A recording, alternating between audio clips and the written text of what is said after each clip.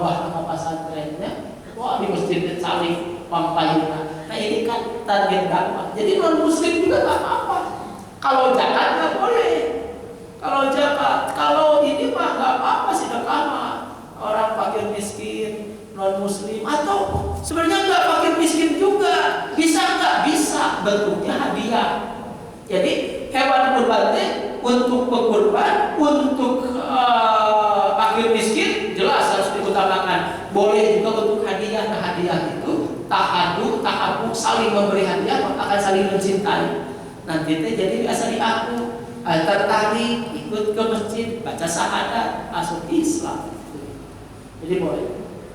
Nomor 18 utamakan kurban di rumah atau di pelosok tadi tinggal aja. Kalau di lingkungan kita sudah banyak berlimpah, boleh ke pelosok, ke lembur urang, di kampung.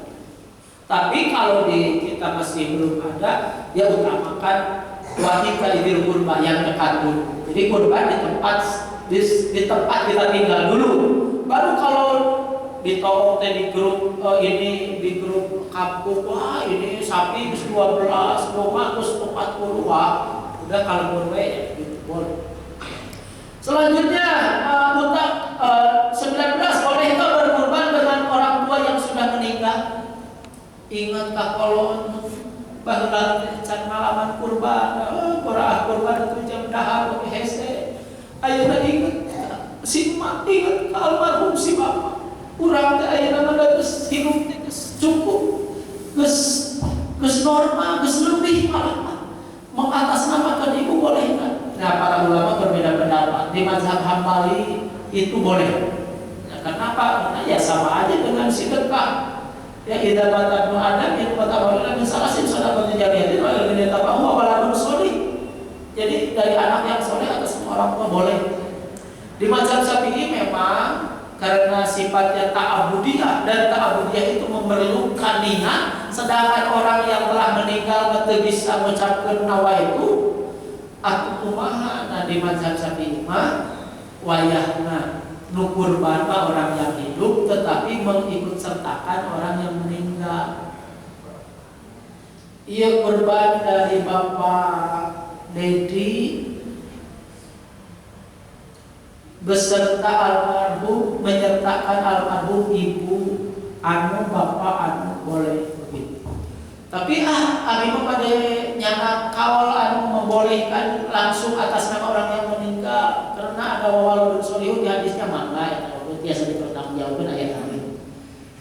Pak Ustaz abi kurban atas nama almarhumah ibu abi mangga, berarti mengikuti kawal yang memboleh. Begitu ya. Selanjutnya yang nomor 20, sahkah anak kecil kurban? Ini anak saya jualan, dia kumpulkan uang, ya jualan di santri karena jualan anak kiai barangkali baru gitu ya, benar parkir. Ini kakumpul 3 juta, terus anak ini kurban nih, agusan ini usianya berapa? Baru 11 tahun misalnya. Sah enggak? Padahal belum balik. Sah kurbannya, hanya pahalanya bagi orang tuanya, karena anak itu belum kena dosa dan pahala. Nah orang tuanya karena kesolehan orang tuanya mendidik anak ini dapat pahala. Jadi pahala kurbannya untuk orang tuanya. Tapi kurbannya sah-sah, sama seperti haji. Haji anak kecil boleh nggak? Boleh, sah nggak? Ya sah kalau salat rukunnya dan lain-lain. Tetapi memang pahalanya buat orang tuanya. Dan si anak ini belum menunaikan haji wajib. Udah dewasa, dia tetap kalau jadi orang kaya harus haji lagi. Begitu. Nah itu ya. Jadi Pak Ustadz saya mau kurban, tapi ini tuh tabungan anak saya, boleh terima aja sama DKM atas nama anak kecil ini, misalnya namanya Dendi misalnya. Ya nama Dendi aja, hanya pahalanya buat orang tua. Begitu. Nomor berapa? 21, hewan kurban beranak di perutnya. Artinya hamil kan? Getuyung, domba reka mana? Abi pada dikurban, kan mana hamil? Biyo sabi mah. Kumaha aya DKM mun ningali hewan kurban hamil. Lamun diketahui kehamilannya, ya, ditinggal di USG, wah ini udah 6 bulan, ya, punten ibu kami saha bapana duka, dan itu tanggung jawab, panas ya. Nah kalau sudah diketahui ini hamil, udah tolak aja. Pak Watir mubazir itu Pak, kenapa? Karena disembelih ibunya bakal mati anaknya. Udah tuker dia terus hamil ditinggalin di USG, ternyata udah. Wah, dokter kandungan tadi, wah ini udah nggak bisa. Bukan nggak bisa, nggak sah kurbannya, bukan, tetapi ini ada kemubaziran dan ada ini ada anak yang akan ikut mati. Udah tuker Pak. Ngan lamun pada lain ke apa di USG ada tengah tingali no alikur di bedak worowol di jero teh ayah bayi Gusti no aku ternyata hamil ieu teh si hewan kurban betina itu gimana ini. Nah sah, tetap sah, kurbannya tetap sah, hanya si bayinya, si bayi kambing itu tetap boleh dimasak, teguru dibenci. Kenapa? Zakatu ummihi, zakatu janinihi. Menyembelih ibunya sama dengan menyembelih janinnya. Dia itu kan meningkat, masih satu kesatuan tubuhnya, dia makannya dari ibunya, oksigen dari ibunya. Jadi ketika menyembelih ibunya sama dengan menyembelih anaknya. Nah saya di Sumedang dulu kejadian. Di pesantren gua saya pas di Tode di Kio, kak ayah bayi berusaha atau bunga kata uang saya di kitab Anatul Tolibin menyembelih ibunya sama dengan menyembelih anaknya. Jadi ini nggak usah dibuang, sok aja direncah dimakan. Di Kio teh baru dihimpuk kene. Dibikin ya, masih ingat ke aki oha ada berenang ibu-ibu sing bayi di giding komo lamun disayur kan leueun masih kieu dibeureuh ada dibawa ku aki oha dimasak gitu ya, boleh dimasak garing digoreng. Nah boleh, tidak harus disembelih lagi. Kenapa? Menyembelih ibunya otomatis secara hukum menyembelih anaknya. Jadi entah aya budawang di leher nabi si janin teh boleh dirasa dimakan begitu. Kenapa ibu sing bari gini disayur gitu supaya leueur tetega. Ya makanya ditolak kalau diketahui kehamilan. Tapi kalau tidak diketahui, tadi ini kan tidak diketahui, pas dibedah ternyata ada janin, tak boleh dikonsumsi si janin. Ada yang nanya menyembelih hewan kurban di malam hari boleh tuh?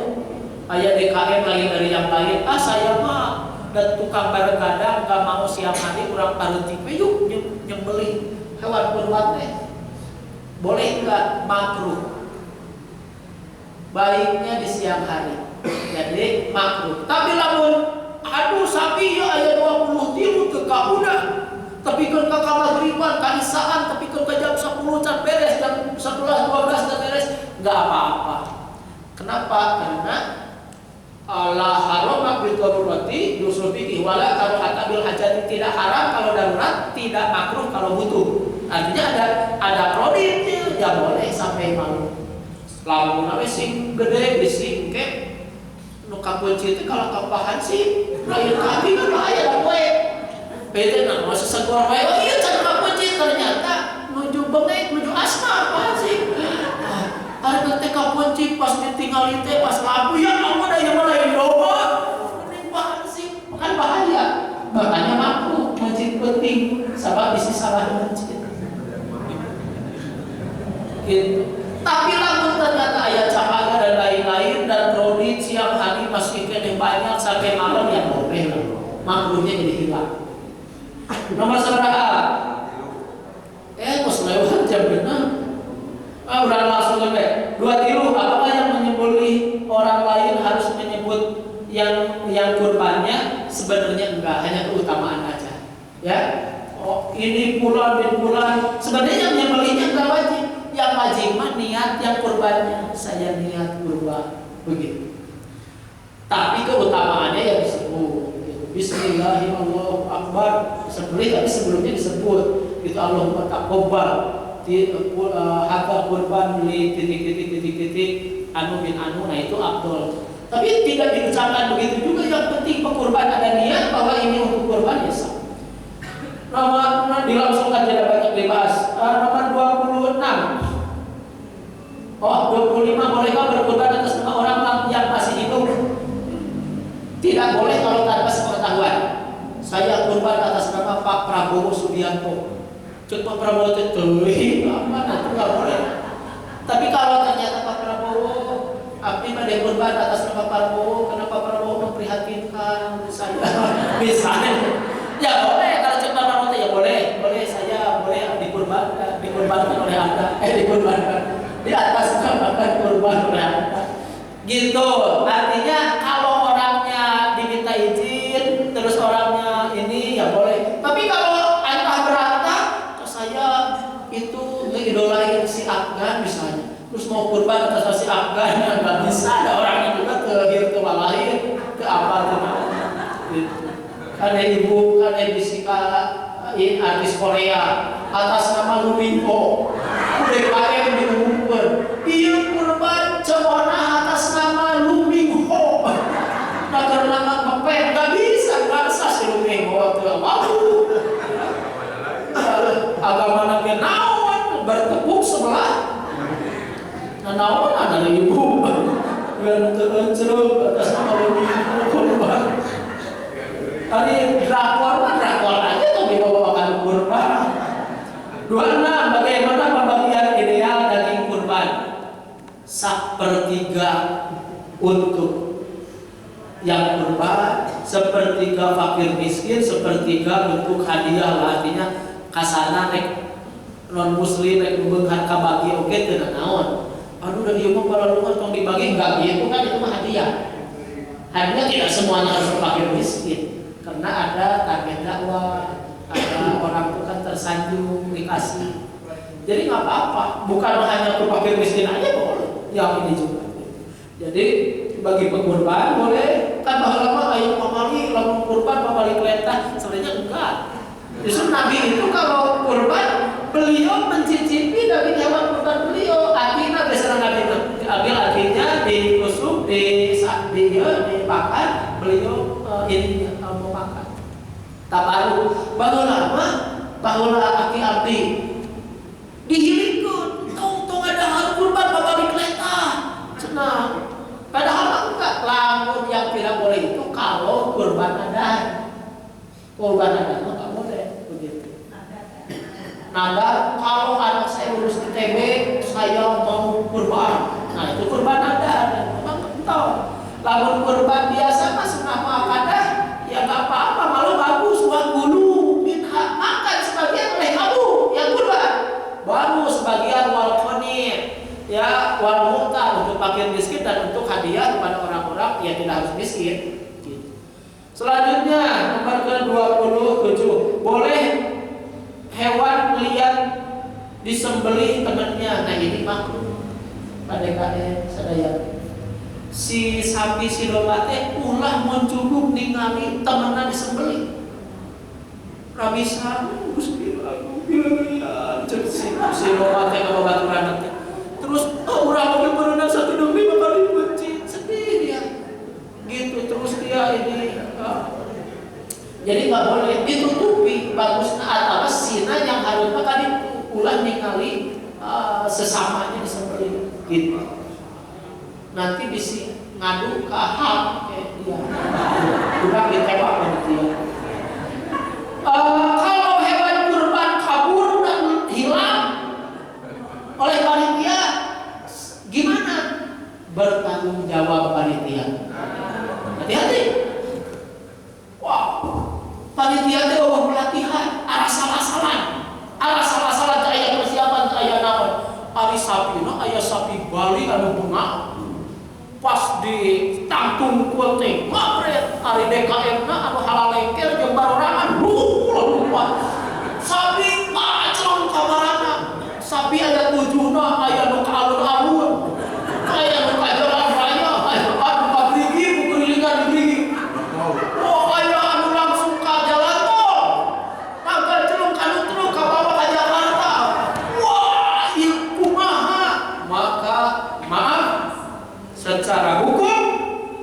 Karena panitia ini wali amanah, karena itu amanah ya tidak profesional, harus ganti.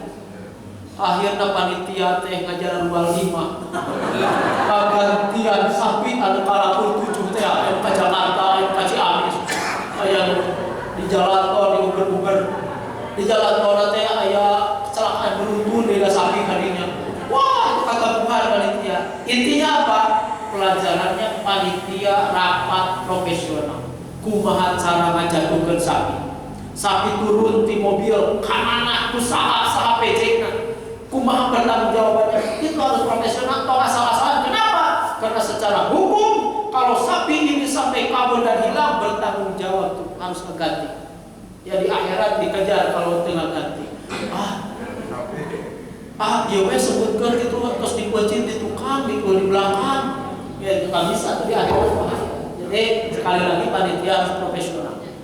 Nomor ke-29, masuk sumur itu bisa keluar deui si sapi teh. Kumaha carana boleh kan ditombak, dipikih boleh. Jadi bisa disembelih Pak.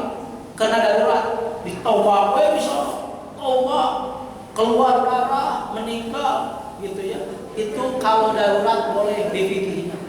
Itu masuk sumur teh sacukup.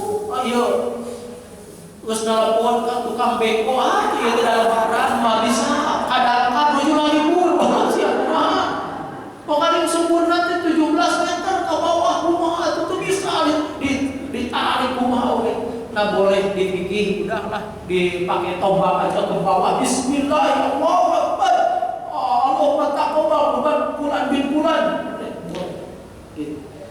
Nomor 30 sesudah disembelih berdiri lagi dan lompatan.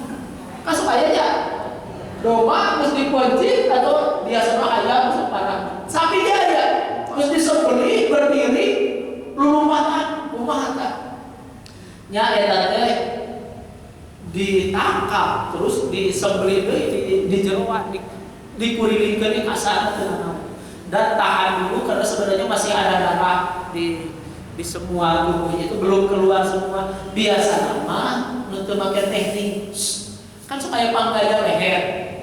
Pangganya leher itu si leher dan si tubuhnya itu si leher itu lebih tinggi.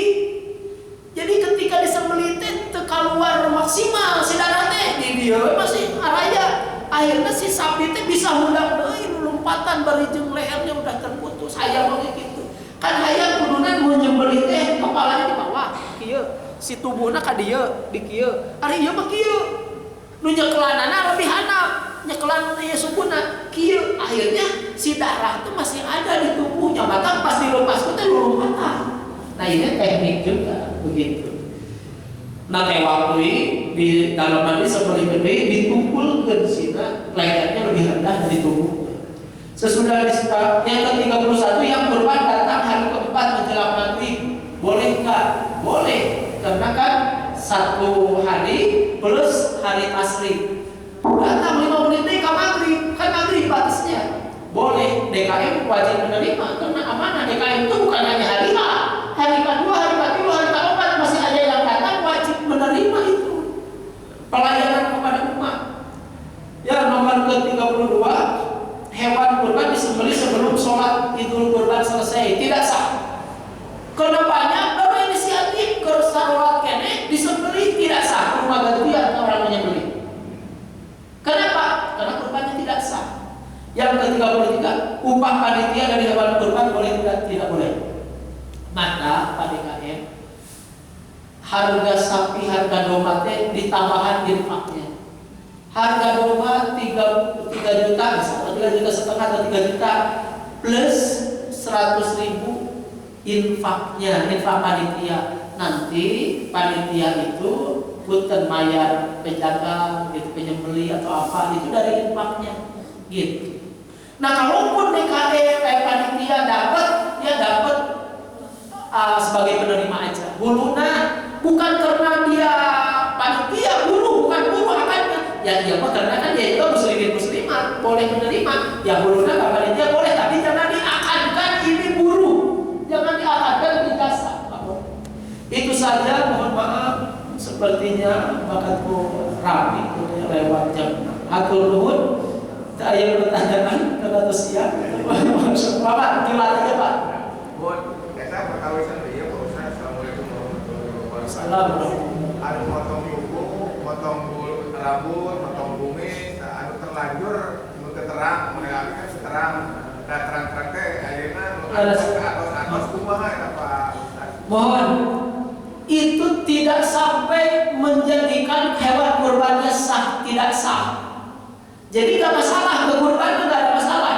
Hanya ulama makruh, para ulama jadi tersahe gitu, dibenci Allah, tidak disukai oleh Allah. Jadi tetap kurbannya sah, hanya ya kan anjuran nanti harus diikuti. Gitu. Berarti kita, apalagi ketidaktahuan tidak ada masalah, tetap kurbannya sah. Waduh, pas gini bawa tekor taruh kumis, ingat astagfirullah, kan tadi ke subuh pulang ke dapur, akhirnya kumis nanti sahabat tobat sampai ke kantor kami, bapak benar datang kumis Allah, kami pas beres sekolah ingat menekun pak, itu nanawan laluan anak oge, ngalukur makhluk kumpul, tetap kurbannya sah, ulah tapi ke kumis sapoto. Dia terang-terang ke senabok mah dua nanawe kagok gitu. Itu para ulama tidak sampai haram, makruh dan tidak ada urusan dengan sah tidak sahnya, tetap sah kurban. Hanya memang di hadisnya ada larangan, tapi larangannya tidak sampai haram, tidak sampai menjadikan tidak sah. Begitu. Jadi kalau menunggu bisa potong tadi tetap aja Pak langsung kurban daripada jadi fitnah Bapak. Gitu. Bapak. Assalamualaikum warahmatullahi wabarakatuh. Salam. Terkait masalah penanganan sapi sebelum dipotong Pak Ustaz. Kan kalau di masyarakat kelas itu kan diikat kaki, terus badannya diikat, terus dijatuhkan baru dipotong. Ada satu perlakuan secara kontemporer itu dilakukan stunning. Ya, stunning. Jadi dipingsankan dia. Misalkan dulu itu memakai pistol ya, terus jatuh lalu dipotong. Gimana itu secara sah? Nah ini titik kontemporer ya, stunning itu Pak pemingsanan dulu. Nah MUI sudah membuat keputusan tergantung stunningnya. Kalau stunningnya membuat nanti si sapinya bisa bangun lagi dan sadar lagi, itu nggak masalah. Tapi stunning itu kadang-kala ada yang sampai sapi teh yang mau terhirup deui. Nah makanya MUI kalau kriterianya seperti tadi, stunning itu hanya tidak sadarkan tapi tidak mati, itu tidak masalah karena di makosid syariah itu menyembelih itu sekuat tenaga, sekuat ikhtiar, kumaha caranya tidak menyakiti hewan, gitu. Nah kalau dia tidak sadarkan berarti sesuai dengan keinginan Islam bahwa si hewan itu tidak merasakan sakit yang parah, apalagi sampai tidak merasakan sama sekali berarti bagus. Nah jadi kata MUI stunning boleh, nah, dengan syarat si sapi itu, stunning itu kan ada levelnya Pak, termasuk orang yang akan dieksekusi di negara-negara barat yang stunning dulu ya, hukuman mati stunning dulu. Tapi itu mah kalau tidak ini juga bakal mati. Nah itu tidak sah kalau yang stunningnya mengurangi overdosis dan lain-lain. Tapi saya termasuk yang menanjurkan udah biasa aja seperti zamannya Rasulullah, zaman dari Rekayasa. Menurut kita tidak manusiawi, kan memang bukan menyembelih manusia. Ya, ada peri kemanusiaan tapi nggak usah ada peri kehewanan. Ya, yang penting mah kita si pisaunya tajam, si hewan tidak melihat temannya, artinya cukup lah segitu juga. Kalau stunning khawatirnya tidak sah karena memang mengkriteria stunning. Apakah nanti si hewan itu bisa hidup, bisa berdiri lagi, bisa ini lagi, kita nggak bisa memprediksi. Kadang-kadang ada di stunning, langsung gitu, poin ada. Itu saja barangkali lebih aman tidak pakai stunning. Enggak, cepat Pak, awal terus ibu-ibu can nyesel. Terkait masalah umur Pak Ustaz. Wah? Umur sapi kan harus 2 tahun kan. Nah, peternak itu kan mestinya dia tahu bahwa umur sapinya itu belum di bawah belum di umur 2 tahun. Terus dijual. Ini pengalaman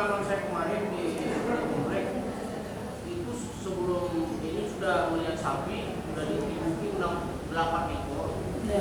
Tanpa ditanya sapi umurnya. Umurnya kata penjualnya itu umurnya sudah 2 tahun lebih. 2 hari kemudian saya minta datang, saya cek satu-satu giginya, ternyata masih di bawah 2 tahun, dan itu semua saya cancel. Nah, menurut Pak Ustadz, apa kepentingan umur di situ? Ya. Secara fikih. Ya, terima kasih. Soal umur memang para ulama terbagi dua. Kalau ulama kontemporer, tujuan umur zaman Nabi itu supaya hewan kurban itu berkualitas, ayam dagingnya dan lain-lain. Jadi tujuan umur itu untuk menjaga kualitas dan isi dari daging zaman dulu. Kalau sekarang mah nggak usah berorientasi umur. Sekarang mah lihat aja dagingnya, karena komposisi wisatanya itu lebih kepada kualitas daging hewan kurban.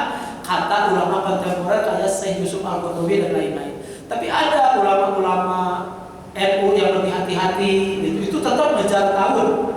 Memang saya membaca juga tentang para pakar hewan ya. Ada yang memang 2 tahun ya umur ya, atau dokter kita bajurin atau pengelakkan. Tapi ada yang 2 tahun terpengelak kalsiumnya bagus. Memang nggak susah memprediksi, apalagi kalau nanya ada akte lahirnya tuh, wah itu makin bingung lagi penjualnya.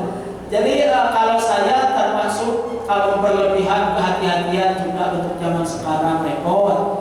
Tidak harus, karena di fikih itu fahkum bidzahir wa tahkum bisahir. Hukumi yang zahir, kalau zahirnya ternyata mustahil, atau jangan terlalu dikejar-kejar teuing lah gitu. Adapun nanti walaupun ini udah 4 tahun Pak Ustaz sapi itu tapi kerekeng kieu aja naon udah tahun oke ada kualitasnya jelek mah gitu. Jadi saya termasuk yang moderat, tetap usahakan kejar tahun, tapi kalau tidak harus ditelusuri dan lain nggak usah juga, lihatnya juga. Itu saja barangkali, mohon maaf karena saya harus berangkat ke Banjaran, ada pelepasan santri ya, DDC ya, untuk KKN lah kalau di mahasiswa berangkat ke Subang sekarang, jadi tidak bisa banyak jawab dan sepertinya tidak bisa juga ikut makan-makan. Hatur nuhun, subhanaka Allahumma wa bihamdika, asyhadu an la ilaha illa anta, astaghfiruka wa atubu ilaik. Akhirul kalam, assalamualaikum warahmatullahi wabarakatuh.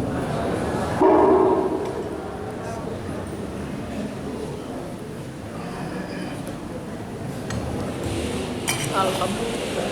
Dokter hewan. Masya Allah, pantesan segala tahu. Saya sanggup.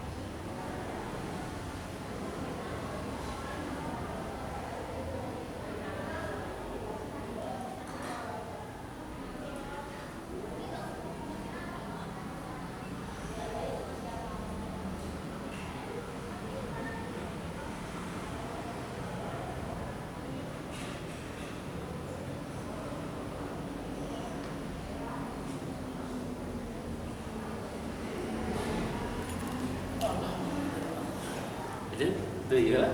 Nuhun abdi teh.